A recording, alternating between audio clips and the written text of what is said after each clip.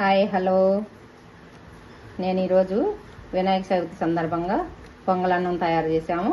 ఈ పొంగలన్నం చాలా సింపుల్గా, చాలా ఫాస్ట్గా, చక్కగా టేస్ట్గా ఉండేలాగా ఎలా తయారు చేసుకోవాలో ఒకసారి చూసేద్దామా. ఫ్రెండ్స్, ఈరోజు పొంగళ్ళు చేసుకుంటాం కదా వినాయక చవితి. ఇదిగో బియ్యము, కందిపప్పు ఇలా కడిగి నేను కుక్కర్లో వేస్తానండి. సింపుల్గా మనకి చక్కగా అయిపోయేలాగా మీకు ఈరోజు పాలు పొంగించుకోవటం ఎలానో చూపించుతాను. ఇప్పుడు కడిగి పెట్టేసాము. దీన్ని మూత పెట్టి ఇప్పుడు స్టవ్ పైన పెట్టుకుందాం. ఇక కడిగేసి ఉన్నాయండి రెండు కలిపి.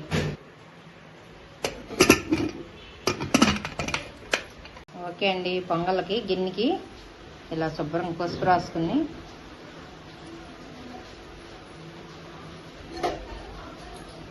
అలా పసుపు రాసుకుని మొత్తం గిన్నెకి కుంకుమ బొట్లు పెట్టుకుందాం అండి.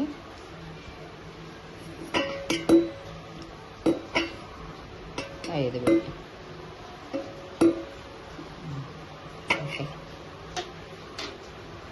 ఇప్పుడు ఆ గిన్నెలోకి పాలు పోసుకుందాము. కాసి పెట్టుకున్న పాలు అండి, అవి లీటర్ పాలు, ఒక అర లీటర్ పోసేసాము. ఇప్పుడు అవి స్టవ్ వెలిగించుకుని స్టవ్ పైన పెట్టేసుకున్నాము. ఇలా ఓకేనండి, ఇప్పుడు స్టవ్ వెలిగించుకున్నాము. దానిపైన పెట్టేసుకున్నాం స్టవ్ పైన. కుక్కర్ విజిల్ తీసేద్దామండి. 4-5 విజిల్ పెట్టేసాము. చక్కగా మెత్తగా ఉడికిపోయింది. అది ఇందాకే ఉడికిందండి, ఆపేసాము మేము. ఇది బాగా మెత్తగా రావాలంటే మనకి ఈ విధంగా చేసుకోవాలి పొంగలన్నం. పాలు పొంగించుకుంటే చాలండి. ఈ అన్నం బాగా కుక్కర్లో మెత్తగా వచ్చేసింది మనం ఉడకబెట్టుకునే దానికన్నా కూడా. చూసారా, మెత్తగా ఉడికేసిందండి అన్నం చక్కగా. ఇప్పుడు ఇంక దాంట్లో పాలల్లో వేసుకోవచ్చు మనం. ఓకే, అలా పొంగించుకుంటే చాలండి. అలా పొంగించుకొని ఈ ఉడికిన అన్నాన్ని మనం వేసేసుకుందాం దానిలో. ఇక పప్పు అన్నం కలిపి వండాం కదా, అది దానిలో వేసేసుకుందాం. ఇక పాలల్లో పొంగినాయి కదా పాలు, ఇప్పుడు ఆ పాలలో వేసేసుకుందాం. వాటర్ కూడా కలపలేదండి దానిలో. అదిగండి, ఇంకా అలా తిప్పి కొంచెం కలబెట్టుకుని ఉడకనిద్దాం కొంచెంసేపుగా. అన్నం అయితే బాగా మెత్తగా ఉడికే ఉంది. ఓకే అండి, దగ్గర పడిపోయింది. ఇప్పుడు బెల్లం వేసేసుకుందాము.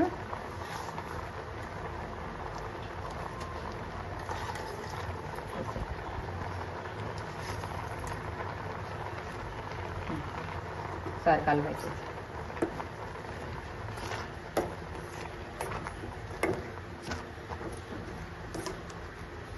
ఇప్పుడు కొంచెంసేపు మగ్గనిద్దాం. బెల్లం కరిగిందాక. ఇక ఈ బెల్లం కూడా కరిగిపోయింది. ఇప్పుడు యాలకులు వేసేసుకుందాం. ఇంకా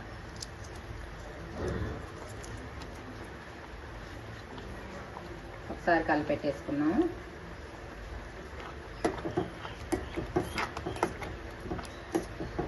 ఓకే, బెల్లం మంచిగా కరిగిపోయింది. అది ఎర్ర బెల్లం అన్నమాట, చెక్క బెల్లం, అందుకని అలా కలర్గా వచ్చింది పొంగల్. ఓకేనండి, వేసుకున్నాము. అయిపోయిందండి. స్టవ్ వేసేసి పక్కన పెట్టేస్తాయి. అది స్టవ్ వెలిగించుకున్నాం. ఇప్పుడు స్టవ్ వెలిగించుకుని చిన్న కళాయి ఒకటి పెట్టేసాను స్టవ్ పైన. కొంచెం ఇటు ఎక్కనిద్దాం. ఓకేనండి, దీనిలో ఇప్పుడు నెయ్యి వేసుకున్నాం.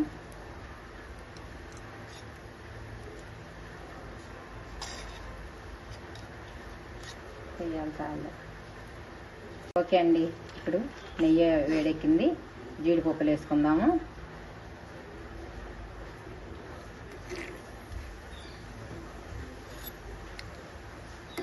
కొంచెం కలబెట్టుకుని దాన్ని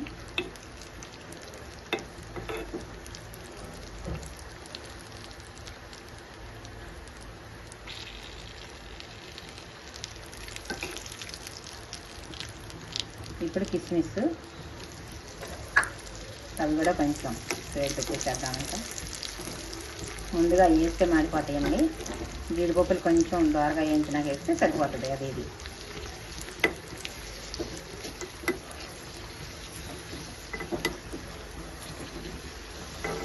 ఓకేనండి.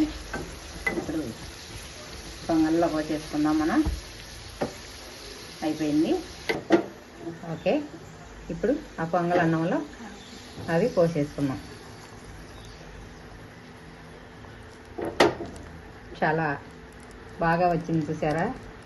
ఇలాగా చాలా సింపుల్గా ఫాస్ట్గా అయిపోద్దండి. ఇలా చేసుకుంటే చాలా ఫాస్ట్గా అయిపోద్ది. ఇలా చేసుకుంటే అన్నం చాలా సేపు పాలల్లో ఉడికితే ఒక్కోసారి బెల్లం కూడా ఇరిగిపోయే అవకాశం ఉంటుంది. అలా కాకుండా ఇలా కుక్కర్లో పెట్టేసి మనం స్నానం చేసి రంగాన్ని గబగబా కడిగేసుకు పెట్టేసుకోవచ్చండి. ఫాస్ట్గా అయిపోతుంది, చాలా ఫాస్ట్గా అయిపోతుందండి పొంగలన్నం. ఈ విధంగా చేసుకోండి. ఇలా చేసుకుంటే చాలా ఫాస్ట్గా అయితే బాగుంటుంది.